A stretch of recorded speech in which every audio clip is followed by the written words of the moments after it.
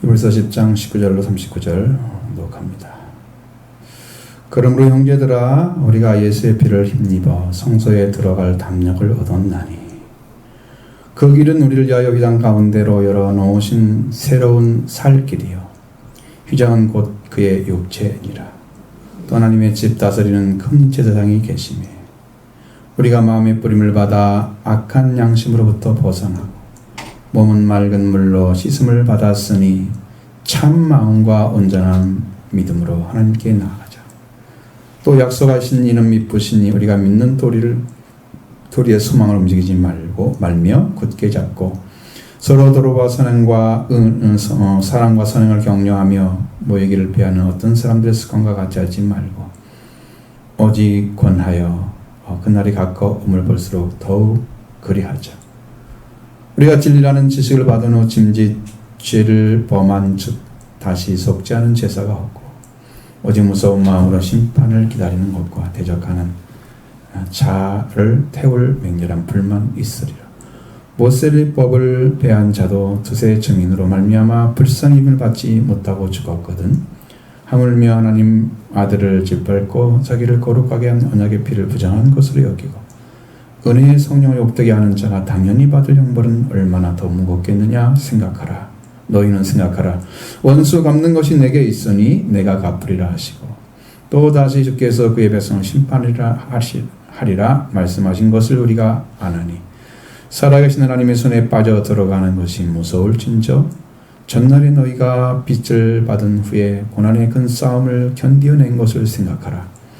혹 비방과 환난으로서 사람에게 구경거리가 되고 혹은 이런 형편에 있는 자들과 사귀는 자가 되었으니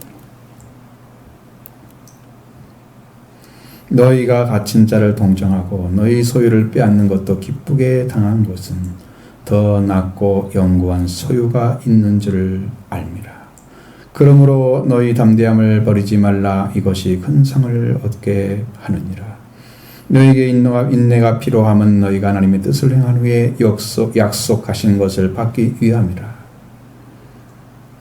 잠깐 후면 오실 리가 오시리니 지체하지 아니하시리라. 나의 의인은 믿음으로 말미암아 살리라. 또한 뒤로 물러가면 내 마음이 그를 기뻐하지 아니하리라 하셨느니라. 우리는 뒤로 물러가 멸망할 자가 아니요 오직 영혼을 구원함에 이르는 믿음을 가진 자니라. 아멘. 미리 말씀드리는 것은 38절 39절에 뒤로 물러가라는 단어가 똑같이 나오지요. 전혀 다른 단어라는 걸 아셔야 됩니다. 우리말로는 똑같잖아요. 해석은 똑같이 하겠죠. 전혀 다른 단어예요. 마지막에 말씀드리고 있습니다. 그리스도로 말미암아 하나님께 나아가는 길을 얻게 열고 그리고 계신 하나님께서 마침내 예수 그리스도로의 죽음으로 지성소에 들어가는 길을 열어놓으셨습니다. 그 길로 열려진 길로 들어가는 길은 얻은 자만이 형제의 자리에 돌아온 자이들입니다. 누구나 이 길을 찾아서 들어갈 수 있습니다. 차별이 없습니다. 길은 똑같습니다. 그 길은 바로 우리를 위해서 열어놓으신 길이기 때문에 여러분들도 똑같이 들어간 길을 동일하게 열어놓으셨다는 거죠. 그러니까 이건 여러분이 은혜로 받을 수 있는 것입니다. 은혜도 선물이죠. 자, 19절 20절 같이 읽도록 하겠습니다. 그러므로 형제들아 우리가 예수의 피를 힘입어 성소에 들어갈 담력을 얻었나니 그 길은 우리를 위하여 휘장 가운데로 열어놓으신 새로운 살 길이요 휘장 곧 그 육체니라. 아멘. 자, 이 말씀을 듣고 있는 여러분들은 이 길로 들어가도록 부름을 받은 거예요. 아멘. 왜? 말씀이 길이기 때문에. 우리가 예수의 피를 힘입어서 성소에 들어갈 담력을 얻었다고 말씀하고 있습니다. 이 담력이란 단어는 담대함으로 해석할 수 있지만 개방이나 밝기 드러냄이라는 의미로 해석해야 맞습니다. 휘장에 들어갈 자유를 얻게 됐다. 휘장 가운데 들어갈 자유를 얻게 됐다고 말씀합니다. 이 개방이란 단어를 사용하면 정확히 알 수 있는데 금하던 것을 풀어서 자유롭게 교류하게 했다라는 거예요. 금하던 것. 못 들어가죠. 휘장이 막혀있기 때문에 그걸 자유롭게 들어갈 수 있도록 교류할 수 있도록 들어갈 수 있도록 해놨다는 거죠. 근데 율법으로는 들어가는 길만 알려주고 주었을 뿐이지 실제로 지성소에 들어가는 길은 모든 것에 구원을 받고 예수님 피를 의지해서 자유롭게 지성소에 들어갈 길을 얻어야 되는데요. 그 길은 율법에서는 없었습니다. 단 한 번도. 그러나 이제 지성소에 들어갈 길이 열어졌습니다. 언제부터 열어졌느냐? 지성소의 휘장이 찢어진 다음부터입니다. 무엇으로 지성소 휘장이 지성소 앞에 휘장이 찢어졌습니까? 예수님께 십자가에 달려서 순지심으로 휘장 위에서부터 아래까지 찢어져서 둘이 되었습니다. 성경에 왜 이렇게 정확히 표현을 했느냐 그러면 휘장을 이렇게 옆으로 지나가는 거하고 휘장이 찢어서 정면으로 들어가는 건 전혀 다른 것입니다. 이것은요 피해서 들어가면 됩니다. 옆으로 돌아가는 것은 간신히 들어가는 거죠. 가운데 이러는 것은 정확하게 탁 들어가는 거예요. 왜? 그 길이 열어졌기 때문에.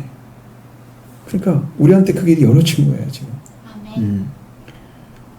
그래서 들어가는 길이 열어졌는데 이 지성소에 들어갈 때는 절대적인 의이신 예수님의 피를 통해서만 들어가는 길이 열려졌습니다. 피를 의지해서만 들어가야 된다는 거예요.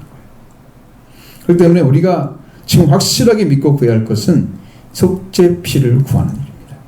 속죄 피. 예수님의 피를 통해서 속죄를 입는 자에게 그 피가 와 있습니다. 그럼 피를 의지하죠? 그러면 들어갈 수 있습니다. 속죄가 안 이루어지면 피가 없어요. 그러니까 지성소에 들어갈 길을 열어놔서도 못 들어가는 거예요. 들어라 들어라 소리쳐도 못 듣는 거예요. 노도스란 단어처럼 아직도 서자의 자리에 있거나 사생자의 자리에 있으니까 아들이 아니기 때문에 제자리에 안 돌아왔기 때문에 음성이 안 들려서 해석이 안 돼서 믿어지지 않아서 못 들어가는 거죠. 속죄가 안 이루어지면 아무것도 할 수 없습니다.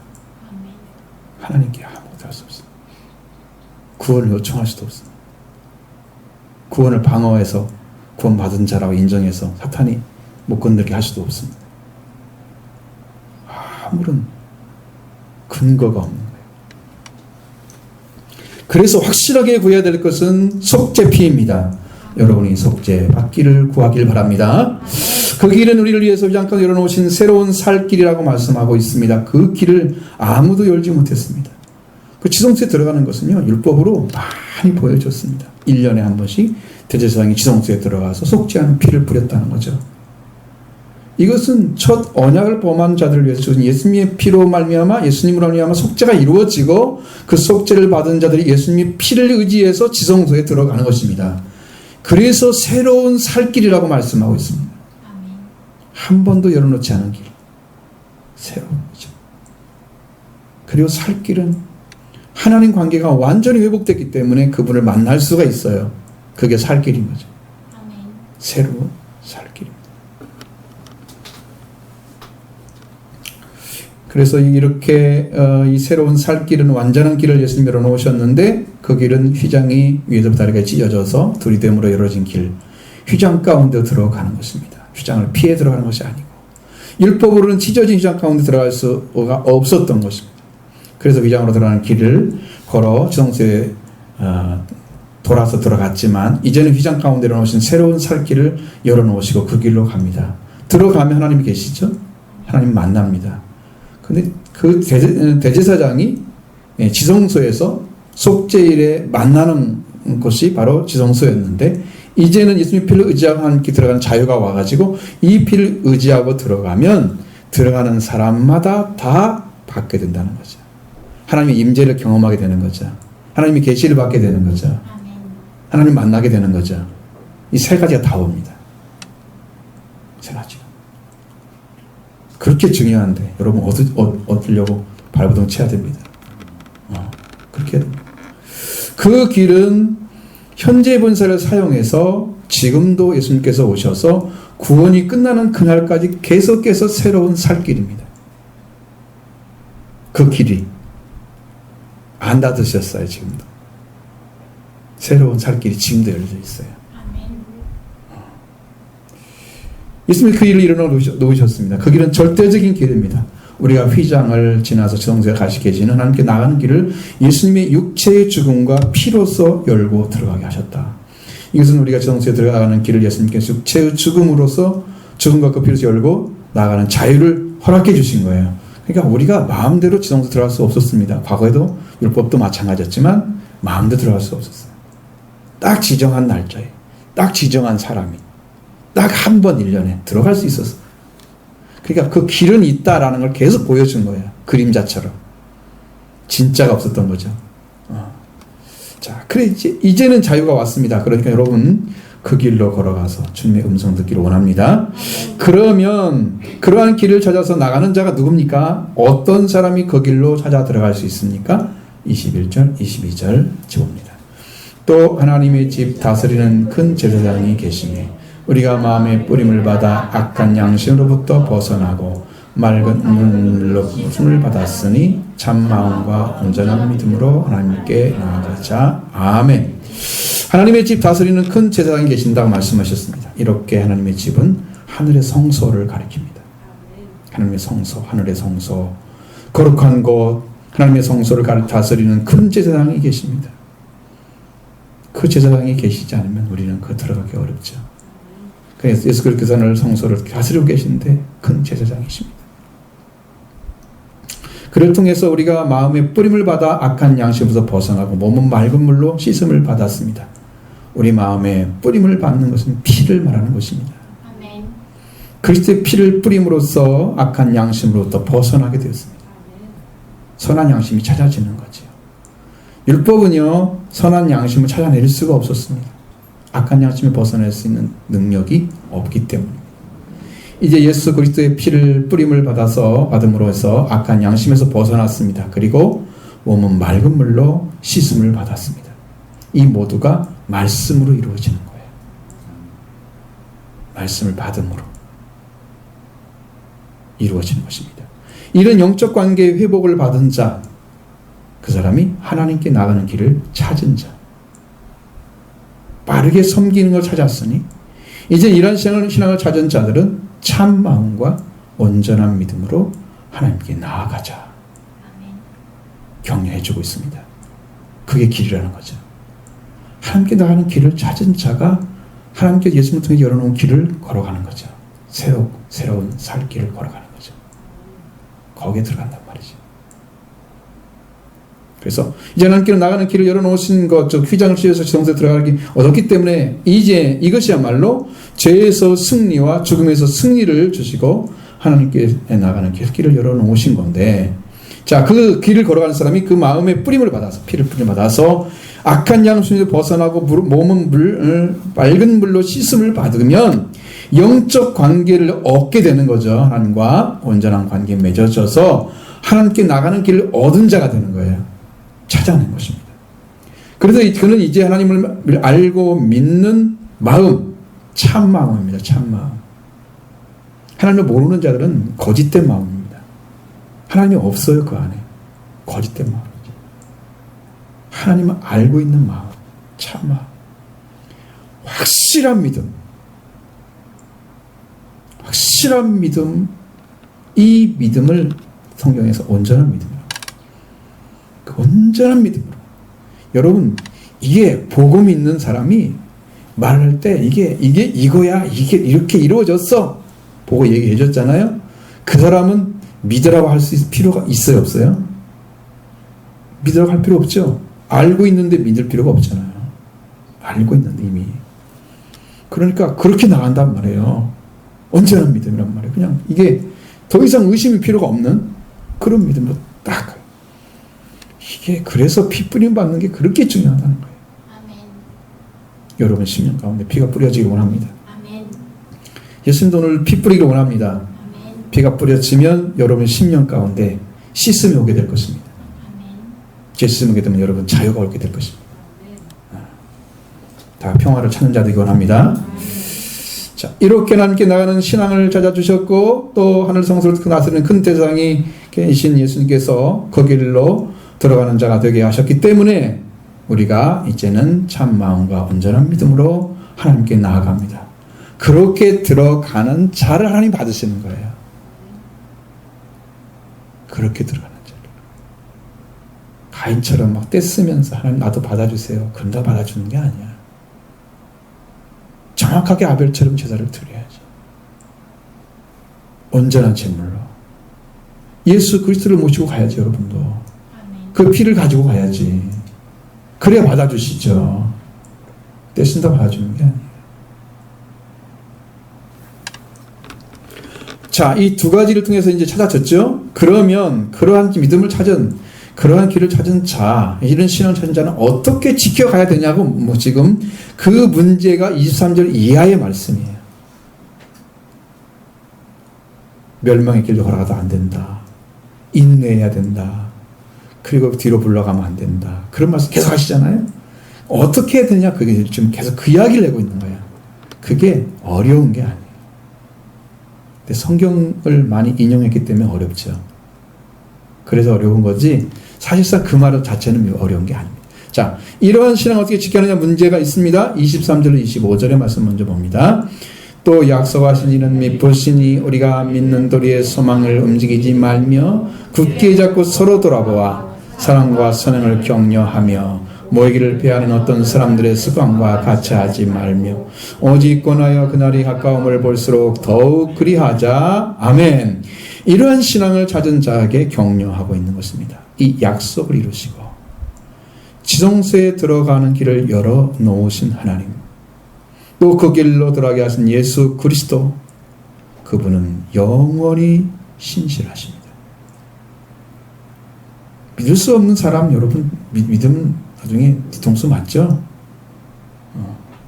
사람은 믿을 수가 없어요. 하나님은 믿어도 됩니다. 그분은 거짓을 하지 않습니다. 약속하신 이가 믿으시다 라고 하신 바로 하나님 그리고 예수 그리스도가 이루신 거죠. 그분은 영원히 신실하십니다. 그러니까 믿을 수 있습니다. 우리가 믿어도 됩니다.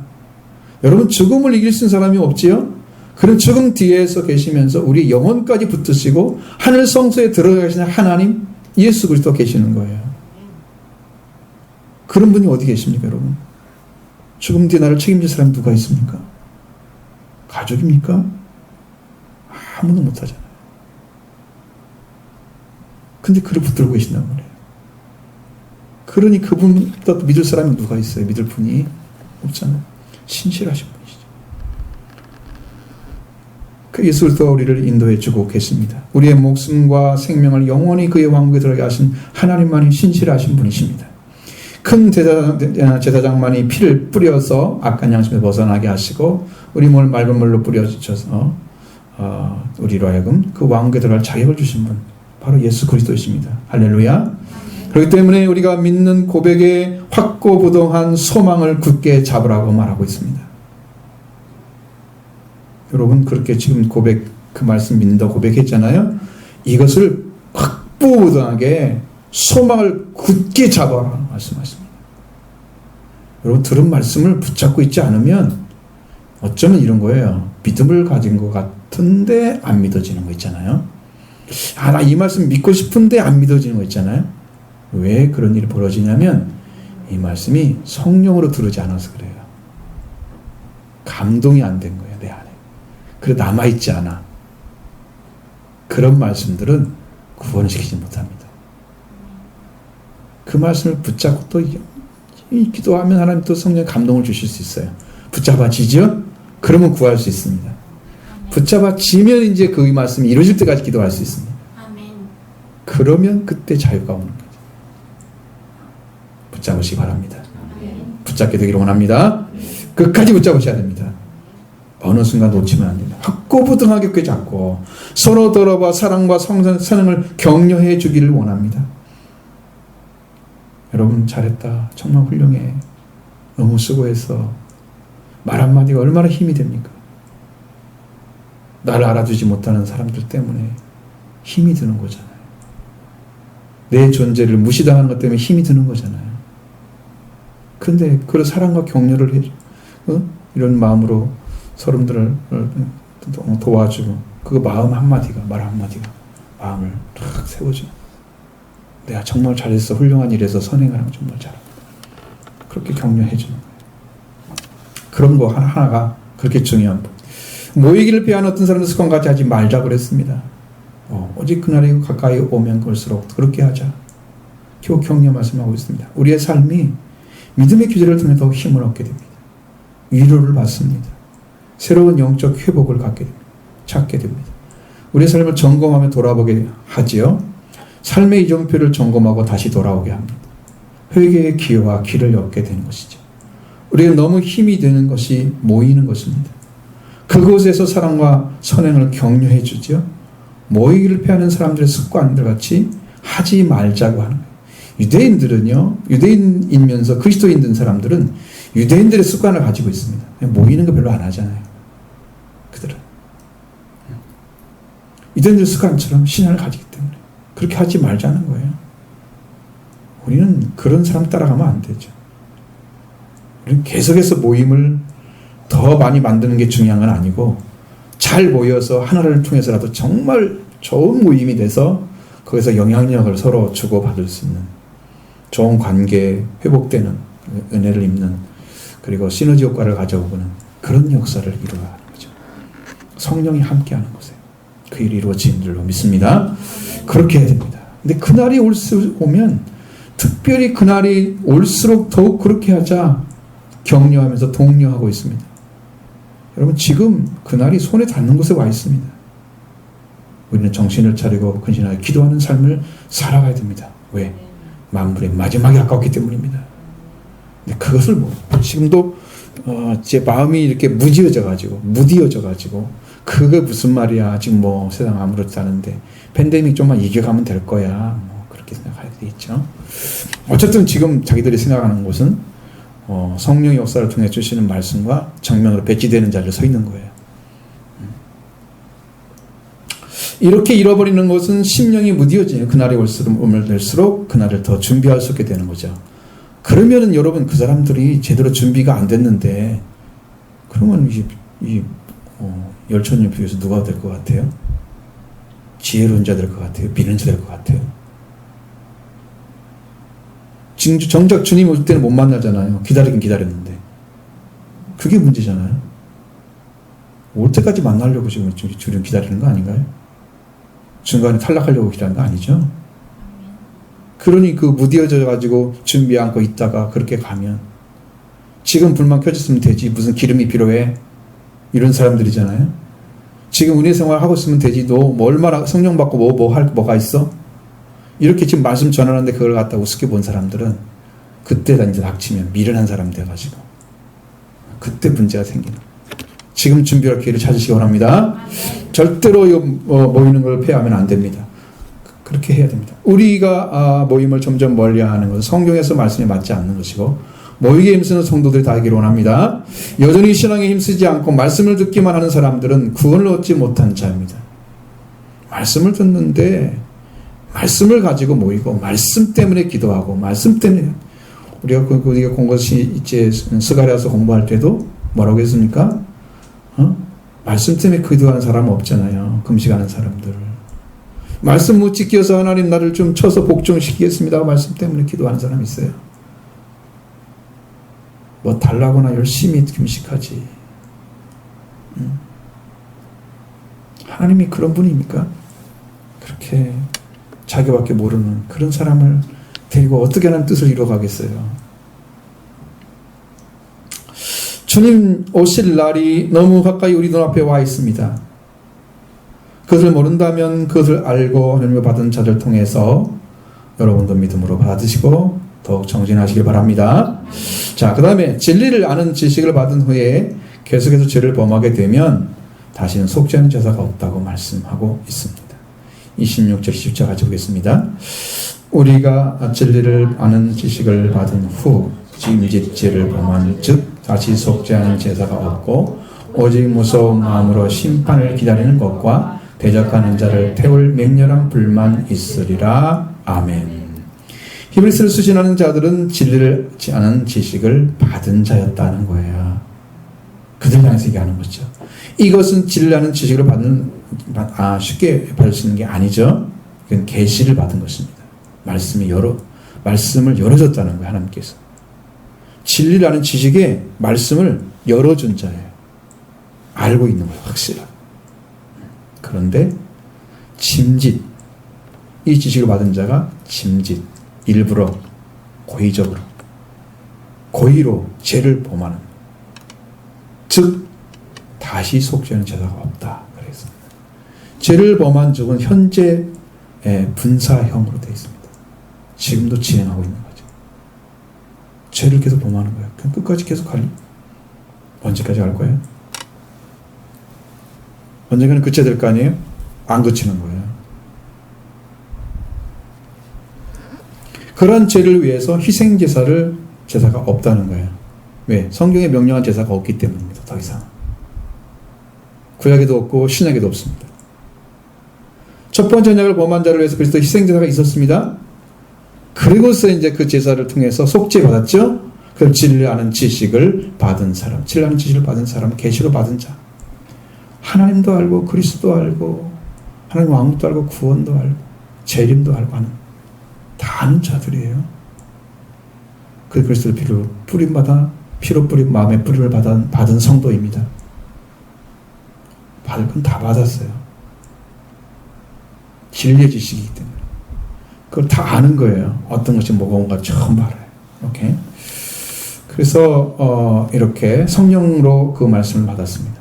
말씀으로 마음의 뿌림을 받은 거죠.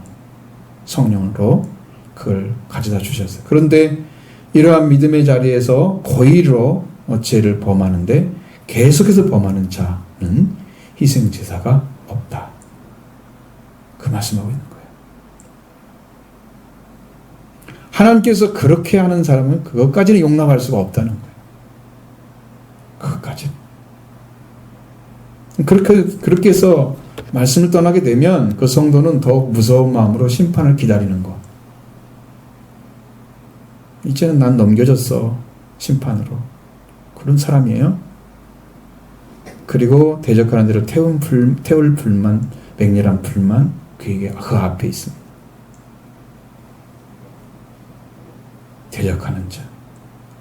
말씀을 듣고서 행하지 않으면, 회개가 아니라면 말씀이 뭐가 된다고 그랬어요? 율법이 된다고 그랬죠. 그 사람이 선악과를 따먹은 사람이라고 그랬어요. 말씀을 듣고 회개하지 않는 사람은 선악과를 따먹어요. 그래서 자기가 선악을 분별하는 거예요. 그럼 구원 못 받겠죠? 아담과 하와도 자기가 눈을 딱 떤 다음에 뭐가 됐어요? 자기 옷이 벗은 줄 알았죠? 구원 받을 수 있습니까? 못 받습니다. 자기도 선악을 분별하게 돼 있잖아요. 구원 받았죠? 대적하는 자입니다. 그들의 맹렬한 불만 앞에 놓여져 있다라는 거예요. 그럼 모세의 법을 거부한 자의 정죄도 죽음인데 하나님의 아들을 받는 자를 받는 형벌은 얼마나 더 중하겠느냐 묻고 있습니다. 28절 29절 보겠습니다. 모세의 법을 폐한 자도 드세 증인으로 말미암아 불쌍히 여김을 받지 못하고 죽었거든 하물며 하나님 아들을 질밟고 자기를 거룩하게 한 언약의 피를 부정한 것으로 여기고 은혜의 성령을 욕되게 하는 자가 영이 받을 형벌은 얼마나 더 무겁겠느냐 너희는 생각하라. 아멘. 모세의 법을 어긴 자에 대해서는 신명기 17장 2절로 7절에 기록되어 있습니다.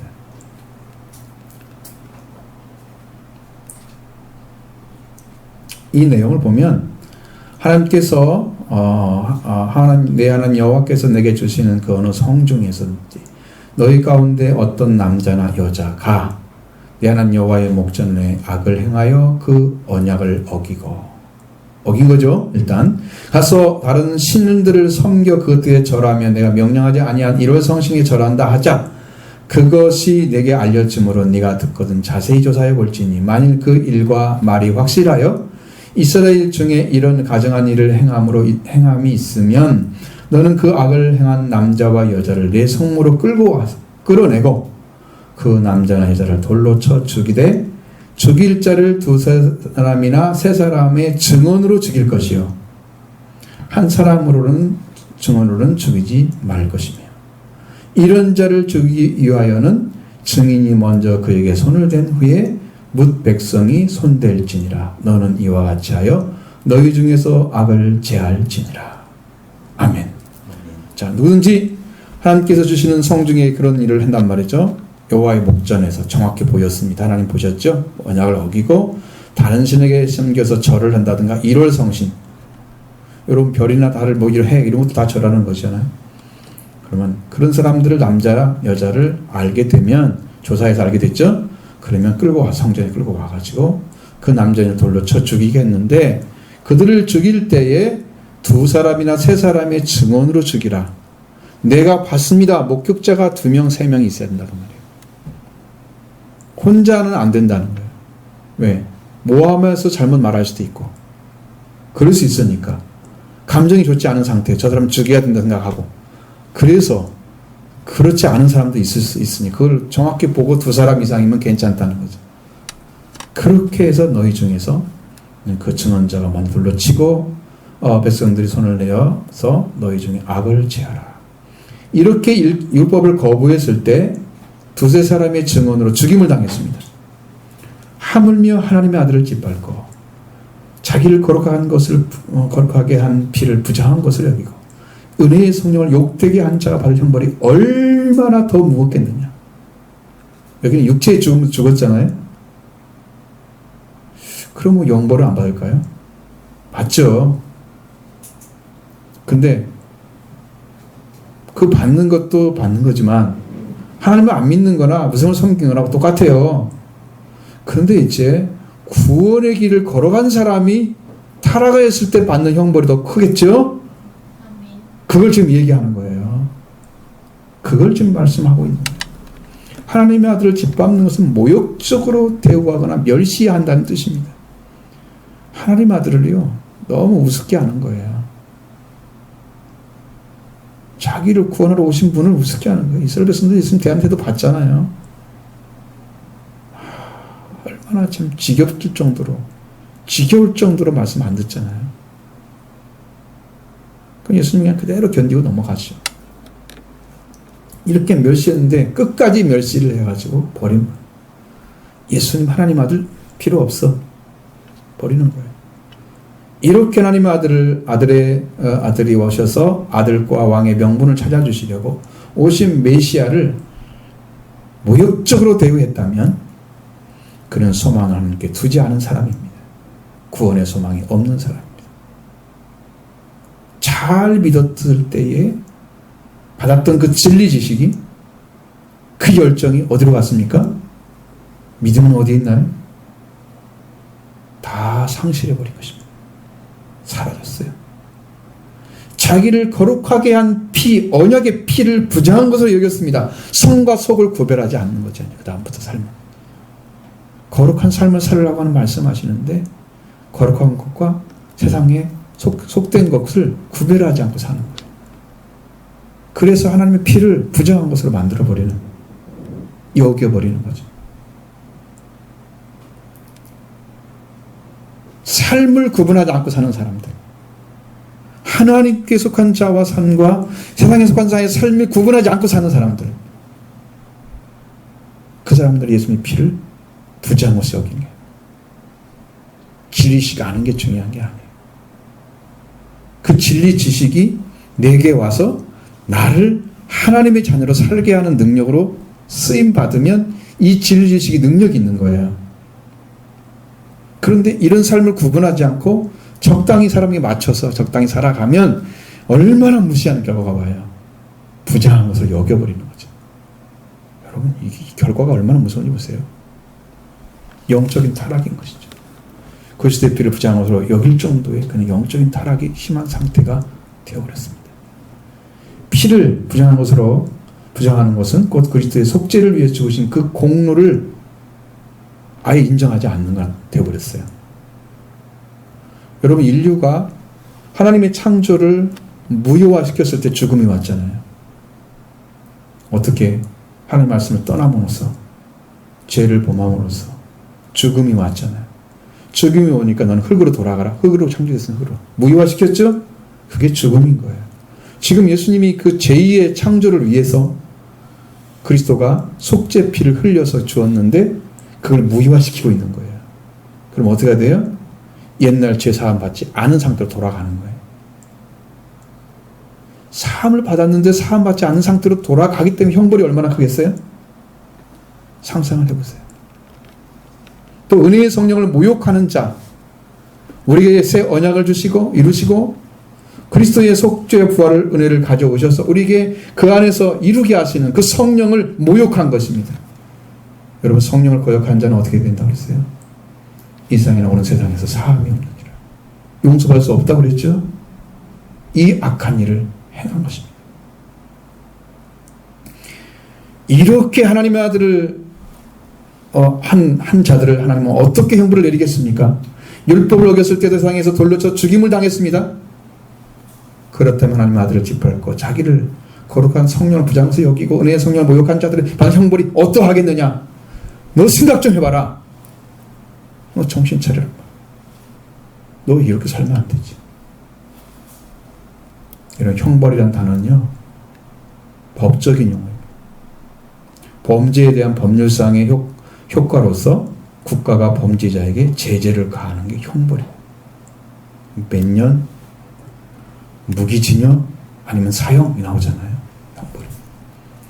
성경에서 하나님께 대해서 형벌을 받게 되면 여러분, 무기징역이 아니잖아요. 그건요. 영벌이잖아요.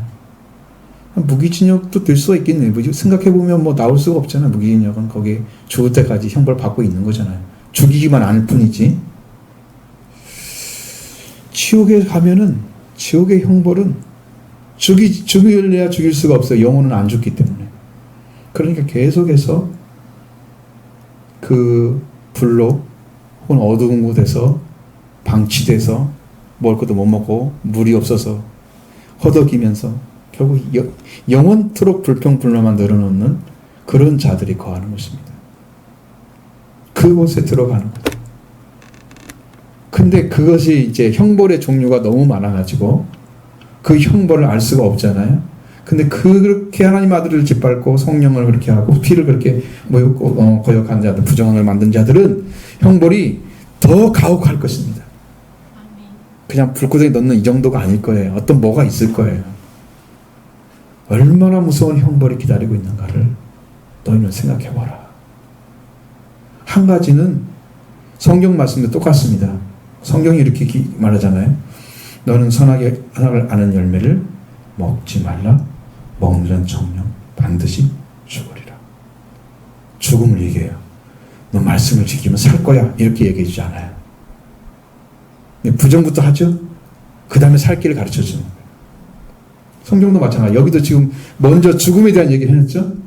형벌이 얼마나 큰지 말을 해줬죠. 그 다음에 너희는 어떻게 살았는데 그 살면 되겠니? 그 얘기를 해준단 말이에요. 그 성경이 동일한 은혜를 이렇게 이제 말씀을 주시는 거죠. 자, 은혜의 시대에는 영혼이 구원받는 시간을 주시는 것입니다. 그러니까 지금도 하나님께서 그러한 죄를 범해가는 자들을 놔두시는 거예요. 여러분, 이단들이 괴수들이 빨리 죽었으면 좋겠잖아요. 그죠? 전 그랬으면 좋겠죠? 여러분 원함이죠? 근데 왜 안 데려가요? 그도 구원의 기회를 주는 거예요. 아무리 줘도 이제 안 되겠다. 데려가시는 거죠. 독재자들 왜 이렇게 오래 살아요? 독재하면서 20년, 30년 막 국민을 그렇게 비를 빨아먹는 그런 인간이 왜 안 데려가요? 회개할 기회를 주는 겁니다. 은혜의 시대는요, 그런 게 없어요. 구약에는 어떻게 하라고 그랬어요? 그런 범죄자는 갖다 죽여라 그랬잖아요. 바로 처단하면 끝나잖아요. 신약에는 그게 안 되는 거야. 은혜의 시대이기 때문에. 기다리는 거야. 회개하기를 기다리시는 거예요. 한 사람도 멸망받기를 원치 않기 때문에 기다리시는 거야. 그런 범죄를 했어도. 그래서 시간이 걸려도 하나님이 그 일을 그렇게 처리를 하시는 거예요. 그게 하나님의 성품이에요. 우리가 원망할 수가 없습니다. 아버지 마음을 알아야지. 그래서 이 땅에 살할 동안에 마지막 순간까지 그는 은혜 받을 만한 때의 구원의 날에 살고 있는 거예요. 고린도서 6장 2절에 보면 내가 너희 은혜 볼 때에 너를 듣고 구원의 날에 너를 도왔다 하셨으니 보라 지금은 은혜 받을 만한 때요 보라 지금은 구원의 날이로다. 지금까지 구원의 날이 계속 선포되고 있는 거예요. 은혜 받을 만한 때가 지금도 있는 거예요. 그래서 하나님이 그냥 진행하고 계시는 거지. 결코 하나님이 관가하지는 않습니다. 알죠. 알고 있습니다. 범죄. 그러나 끝내 돌아오지 않는 자들 하나님 손에 빠져 들어가는 것입니다. 30절 31절 보겠습니다. 원수 갚는 것이 내게 있으니 내가 갚으리라 하시고 또 다시 주께서 그의 백성을 심판하시리라 말씀하신 것을 우리가 아나니 살아계신 하나님의 손에 빠져 들어가는 것이 무서울진저. 아멘. 30절의 말씀은요, 신명기 32장 35절을 인용한 것입니다. 그들이 실족할 때 그때 내가 보복하리라. 그들의 환난의 날이 가까우니 그들에게 닥칠 그 일이 속히 오리로다. 이렇게 거꾸로 지금. 자, 하나님이 보복하고 싶은 스타일이 아니잖아요. 오래 참으시는 분이시잖아요. 그런데 왜 그렇게 말씀하세요? 그들이 실족을 내가 보복하리라. 실족하는데 그들을 보복을 하면 죽는데 더 죽으라는 얘기죠. 잘못된 거 끝까지 잘못된 대로 들어가 버려. 너는 네가 말을 안 듣고 끝까지 순종하지 않으니까 너는 그대로 가라. 하나님 너무 힘든 거야. 왜? 그 전에 그러면 처음부터 이렇게 하진 않으셨을 거야.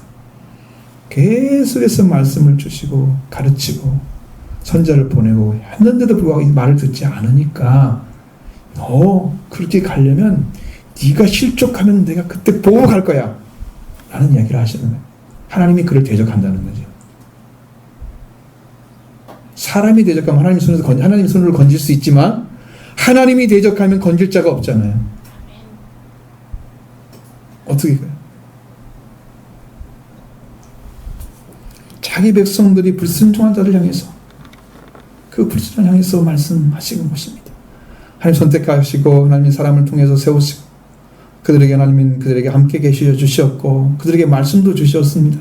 그래도 하나님께서 하나님 떠나고 말씀을 떠난 자들이 실족할 때 보복하시겠다. 이 보복은 원수 갚는 것입니다. 그리고 그들의 환난 날이 가까우니 그들의 닥칠 일이 속히 오리로다. 그 백성을 심판할 것이다. 닥칠 일이 속히 온다는 건 심판받게 된다는 얘기입니다. 그렇게 어떤 결론이 나오느냐? 바로 살아계신 하나님의 손에 빠져 들어가는 것이 됩니다. 그것은 하나님께 용서받을 수 없고 그 손에서 빠져나올 수도 없고 도망칠 수도 없습니다. 이제 아주 소름 끼치는 일이 벌어지는 거예요. 사실은 이 말씀은 어디에 나오느냐 그러면 하나님의 손에 빠져들어간다는 말씀은 다윗이 인고조사를 마치고 하나님께 심판받을 때에 했던 말 중에 사람의 손보다 하나님의 손에 빠지기를 원하노라 했던 말씀입니다. 사무엘하 24장 14절이나 역대기상 21장 13절에 거의 동일한 말씀이 기록되어 있습니다. 거의 내용이 같아요. 근데 그 내용을 전부 읽어야 되는데 그거 다 읽으면 또 시간이 너무 드십니다. 여러분 그 앞에 그대로 다 읽으시고 다윗이 세 가지 중에 하나를 선택하는 거예요. 자, 사무엘하 14장 14절 보겠습니다. 다윗이 가드에게 이르되 내가 고통 중에 있도다. 청하건대 여호와께서는 긍휼이 크시니 우리가 여호와의 손에 빠지고 내가 사람의 손에 빠지지 아니하기를 원하노라 하는지라. 역대상 21장 13절에도 거의 같습니다. 내용이 공경에 빠졌다는 말만 다르고 똑같습니다. 다윗이 하나님의 손에 빠지기를 원한다고 했을 때는 그는 하나님의 긍휼을 의지했기 때문입니다. 그럼 여기서는 긍휼을 기대할 수 있을까요? 없지요. 이것은 하나님의 심판을 피할 수 없다는 것입니다. 이러한 도리에 빠지면 안 된다는 거죠. 그래서 그러한 신앙을 갖지 않게 하기 위해서 그들의 과거의 신앙생활을 상기시키고 있는 거예요. 32절부터 34절의 말씀입니다. 전날에 너희가 빚을 받은 후에 고난의 큰 싸움을 견딘 것을 생각하라. 혹 비방과 환난으로서 사람에게 구용거리가 되고 혹은 이런 형편에 있는 자들과 사귀는 자가 되었으니 너희와 갇힌 자를 동정하고 너희의 소유를 빼앗는 것도 기쁘게 당한 것은 더 낮고 영구한 소유가 있는 줄 알미라. 아멘. 너희가 전날에 너희가 빛을 받은 후에 큰 싸움, 고난의 큰 싸움을 견디는 생각해 보라고 말합니다. 이러한 삶을 바로 신앙을 가지고 치열하게 살아왔다는 거죠. 고난의 큰 싸움을 견디어내고 있던 것을 숙고해 보라고 말합니다. 잘 생각해 보라는 거죠. 깊이 고려하라는 거죠. 너희들 그렇게 쉽게 포기할 일이 아니야. 너희들 그렇게 들어가면 안 돼. 그런 권면입니다. 신앙은 그렇게 쉽게 믿고 쉽게 버리는 것이 아닙니다. 여러분, 우리가 하나님을 믿는 믿음을 가지고 하는 신앙이 마지막 인류의 구원이 달린 중대한 결정이 남긴 시점에 지금 믿고 있는 것입니다. 여기서 조금이라도 삐끗해서 넘어지게 되면 영적 타격이 너무 크다는 걸 아셔야 됩니다. 일어서기 힘듭니다. 앞으로 이제 신앙생활 넘어지게 됩니다. 만물의 마지막 때 정신을 차리고 근신하라 기도하라고 말씀하셨죠? 근신하는 말은 말의 행동을 삼가고 조심하라는 말입니다. 삶을 잘 살아야죠. 그래서 그 큰 고난의 싸움은 비난을 당하고 조롱을 받아서 사람들이가 구렁거리가 될 정도까지도 그들은 끔찍 않고 말씀을 따랐던 사람들이에요. 그렇게 살았던 사람들이 치열하게 신앙생활 했던 사람들이에요. 그러면서 그러한 같은 형편에 있는 자들을 사귀는 자까지 됐어요. 그리고 그들을 동정하는 자 되었습니다. 자기 소유를 빼앗는 것도 기쁘게 당한 그런 자가 됐는데 그들이 왜 그렇게 기쁘게 여겼을까? 더 낫고 영구한 소유가 있는 줄을 그들은 알았기 때문에 이거 빼앗겨도 하나님께 있어. 우리의 소유는 하나님께 영원한 소유가 있는 거야. 그 믿음을 가진 사람들이었어요. 그래서 믿음으로 정진하고 달려갔던 것입니다. 하나님의 부름의 상을 향해 달려가고 있었습니다. 그렇게 달려간 것입니다. 그러니까 이때를 기억해서 너희는 물러가지 말라고 말합니다. 절대 신앙은 뒤로 물러가면 안 됩니다. 과거로 돌아가는 것은 회개하기 이전의 삶으로 돌아가는 것입니다. 이것은 더 이상 아무것도 아닙니다. 베드로후서 2장 22절에 보면 참는 속담에 이르기를 개가 도왔던 걸 돌아가고 돼지가 씻던 곳에 구덩이에 도로 누웠다 하는 말씀이 있습니다. 다시 돌아가는 거예요. 회개 이전으로 돌아가는 거예요. 회개하기 이전으로 멸망의 자로 돌아가는 것입니다. 이건 하면 안 된다고 이야기하고 있는 것입니다. 그래서 끊임없이 우리의 신앙은 열려져 있으며 우리는 끝없이 부르신 하나님의 목소리에 귀를 기울여야 됩니다. 여기에 떨어지면 위험하기 때문입니다. 그리고 담대함을 버리지 말라고 합니다. 결단코 이 은혜를 포기하면 안 된다고 하십니다. 자, 30절 36절 보겠습니다. 그러므로 너희 담대함을 버리지 말라. 이것이 큰 상을 얻느니라. 너희에게 은혜가 필요하면 너희가 하나님의 뜻을 행한 후에 약속을 받기 위함이라. 아멘. 영구한 소유가 있음을 발견한 성도들은 그것을 지키기 위해서 담대함을 가지고 있었다는 거죠. 근데 그걸 지금 버리고 있다는 거죠. 이것을 버리지 말라. 그때는 그러지 않았다는 거죠. 그냥 고의적인 범죄를 계속하면서 이런 문제가 생기고 있잖아요.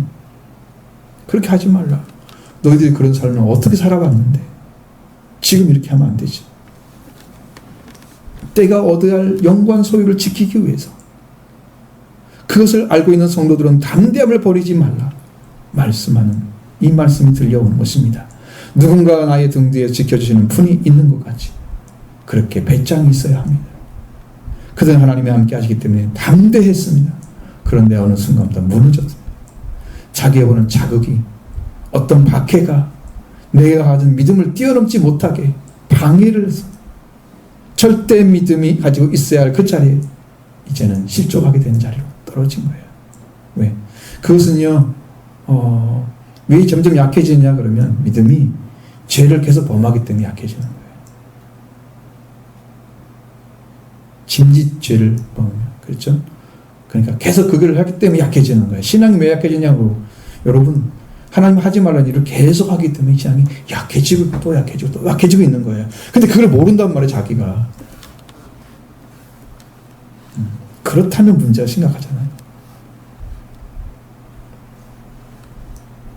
그렇게 하나님께 향했던, 향해서 달려갔던 신앙, 하나님을 중심으로 살았던 신앙, 하나님의 말씀과 함께 살았던 신앙, 하나님께 주신 복음 예수 그리스도를 증거하고 생명을 사는 신앙, 그와 더불어 회개함으로 이 땅에 오실 예수 그리스도를 영접하며 죄사함과 부활의 은혜를 경험하고 성령만들까지 생명을 사랑하며 살아가는 모든 삶, 이걸 다 포함해서 우리는 이 신앙을 우리는 행해 가야 되는 것입니다. 그러나 그런 것은 아니고 하나님 말씀을 돌아왔을 때 여러분 그 약속받은 것을 또 받으려면 어떻게 해야 되나요? 지금 약속을 주신다고 말씀하십니까? 약속받은 것을 받는다고 말씀하십니까? 약속받은 걸 받는다고 그랬잖아요. 그럼 이미 약속받은 사람들이잖아요. 이 사람들이 적은 믿음이에요?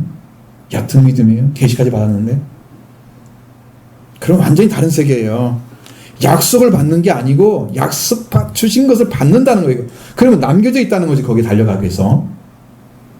그럼 그걸 달려가야 되죠? 이게 남아있는 거예요, 이 사람들에게는. 그러니까 인내의 삶을 살아야죠. 하나님 우리 불러서 그 자리에 들어가서 그 영광 속에 들어가는 그 약속을 이미 주셨는데 그걸 받기 위해서 인내가 필요한 거예요. 예비하신 상을 받기 위해서 달려가기 때문에 그러한 삶을 살아가는 사람은 인내가 필요합니다. 믿음의 인내가 필요합니다. 끝까지 달려가야 됩니다. 넘어지면 안 되고 버리면 안 됩니다. 그렇기 때문에 우리가 이제는 어떠한 자리에 살아야 마땅하냐고 지금 말씀하고 있지요. 자, 37절 39절의 말씀 보십니다. 잠시 잠깐 후면 오실리가 오시리라. 지체하지 아니하시리라.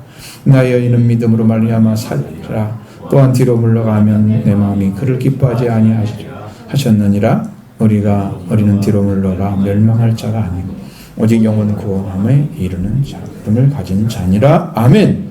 자, 잠시 잠깐 후면 오실리가 오시리라. 지체하지 아니하시라고 말씀하셨습니다. 인내하고 있으면 오시겠다고 하시는 거죠. 그 시간이 잠시 잠깐 후입니다. 약속하셨고 약속을 이루시는 주님께서 오실 것이다. 얼마나 시간 오래 걸리겠습니까? 이 말씀 이사야 26장 20절에 말씀을 인용했습니다. 내 백성아 갈지어다. 네 밀실에 들어가서 네 문을 닫고 분노가 지나갈까지 잠깐 숨을 지어다. 이 말씀을 인용한 거예요. 위험을 당하는 시간에 하나님께서 비밀스럽게 숨는 곳을 주셨던 게 아니고 네 밀실에 들어가라고 말씀하십니다. 하나님의 밀실이 아니에요. 위험이 닥쳤을 때 일반 사람도 숨을 수 있는 그것이 밀실이에요. 여기서 말하는 숨을 곳을 말하는 거예요. 원어로 보면 그냥 숨을 곳이지 밀실이라는 말을 쓰지는 않아요. 단어가 좀 많이 좀 고상하게 바뀌었죠. 아주 뭐 숨어있는 단어처럼. 그 밀실에 들어가서 내 문을 닫고 분노가 지나갈까지 잠깐 숨을 지어다. 분노의 시간을 피해갈 수 있는 것. 바로 숨을 곳을 말하는 것입니다. 잠깐만 숨으라. 길지 않다는 것입니다. 당시의 고통을 당하는 시간을 길지 않을 것이라고 말했습니다. 이 히브리서 기자가 썼을 때는요, AD 64년부터 90몇 년까지 사이에 썼을 거라고 추정을 하여 아직도 몰라요. 누가 썼는지를. 바울도 아니고 바나바도 아니고 누군지 모르겠어요. 지금도 몰라요. 성경에 들어와 있어요. AD 64년부터 로마 황제 네로가 시작했습니다. 그래서 그때부터 기독교 박해가 시작됐습니다. 311년 로마 황제 갈릴리우스 때까지 10대 황제가 기독교를 박해했습니다. 콘스탄티누스 대제가 AD 313년 밀라노 칙령을 내리죠. 기독교를 공인해 줍니다. 로마 제국에서는 3세기 동안 기독교에 대한 수많은 박해가 일어났습니다. 그 개인으로 볼 때는요, 그 일생이 끝나잖아요. 그럼 잠깐이에요. 연도로 보면 길죠. 그냥 개인으로는 길지 않아요. 그걸 말하고 있는 거예요. 응? 박해가 길다 그 얘기를 하는 게 아니고 너 개인 길지 않아. 잠시 잠깐 주님이 오실 거야. 걱정하지 마. 주님 너를 위로해 주실 거고 너를 붙들어 주실 거야. 너의 믿음 흔들리면 안 돼. 지금 그 얘기 해주잖아요. 그래서 기독교 공인이 되고 했을 때 300년, AD 300년이 경과하면서 로마 제국에는 교회가 세우는 곳이 한 군데도 없었습니다.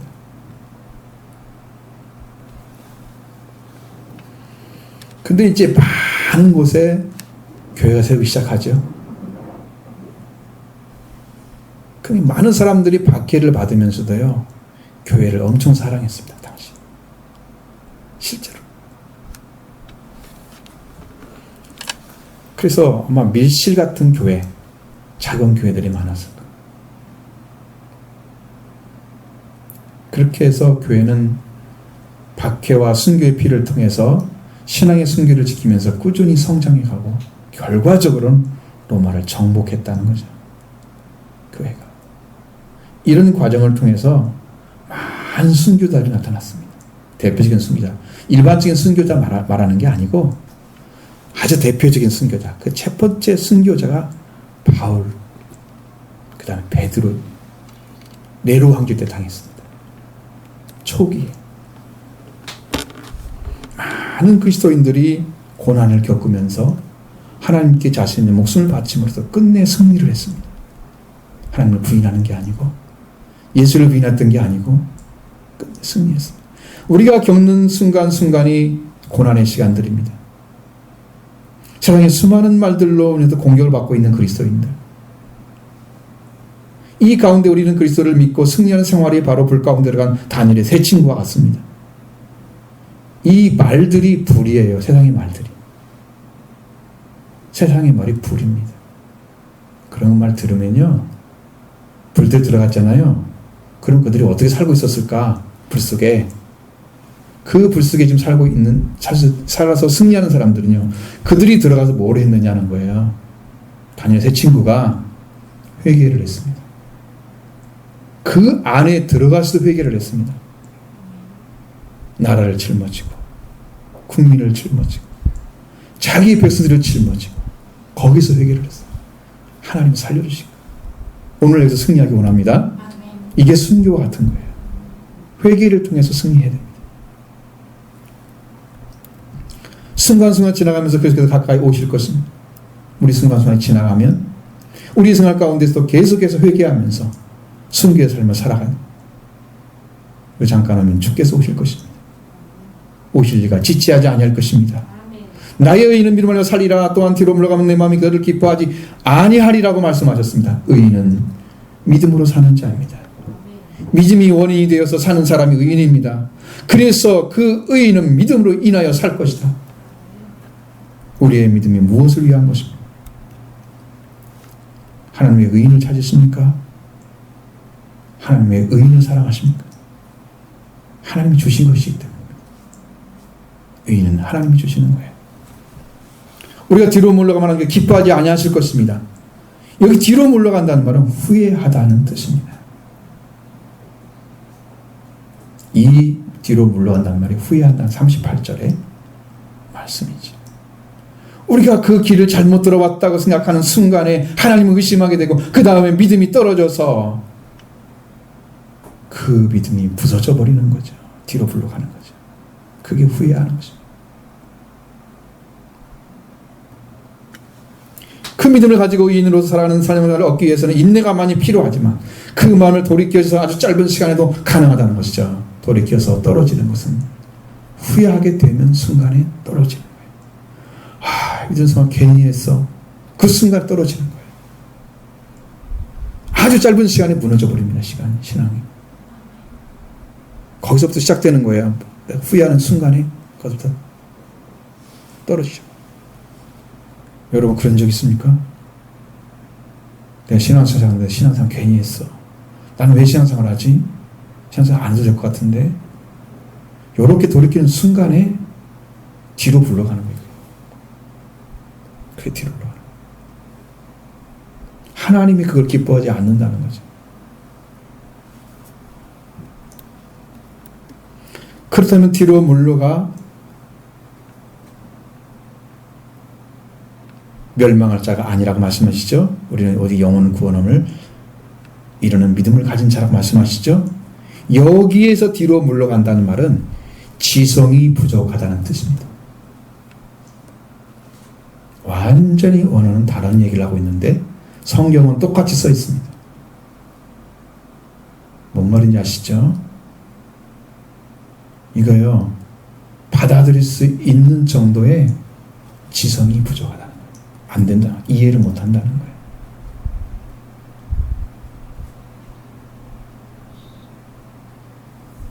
제가 이제 이런 것들에 대해서 고민이 많았어요.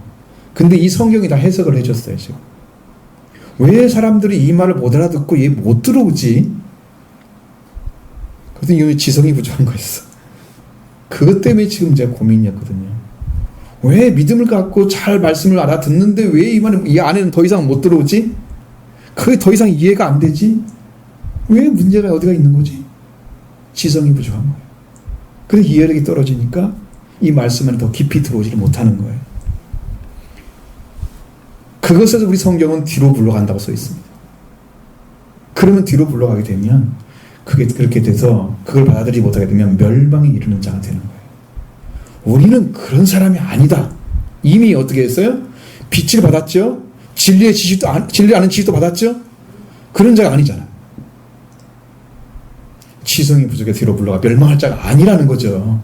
멸망한 자라고 얘기하는 게 아니고. 그렇죠? 그렇습니다. 영혼 구원함을 얻는 그런 믿음을, 거기에 이르는 그런 믿음을 가진 자라고 말씀하고 있습니다.